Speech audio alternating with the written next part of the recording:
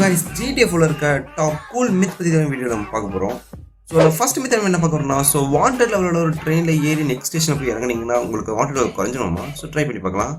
So okay, நம்மகிட்ட wanted level இருக்கு, train வந்தாச்சு. ஸோ ட்ரெயின்குள்ளே ஏறிடலாம். ஸோ நெக்ஸ்ட் ஸ்டேஷன் வந்துடுச்சு. ஸோ இப்போ நம்ம இறங்கிக்கலாம். ஸோ ஓகே, ட்ரெயின் ஸ்டாப் ஆயிடுச்சு.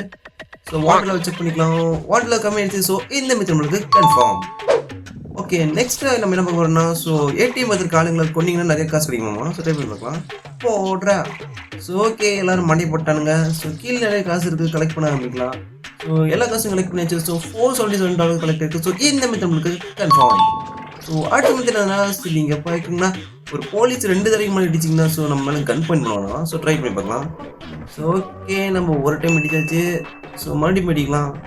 ஸோ 2வது தடவை இடிச்சாச்சு. ஸோ கையில் கன் எடுத்துட்டான். ஸோ பாயிண்ட் பண்ணிட்டான். ஸோ இந்த மித் நம்மளுக்கு கன்ஃபார்ம். ஸோ மோர் அப்டேட்ஸ்க்கு நம்ம பேஜை ஃபாலோ பண்ணி வச்சுக்கோங்க.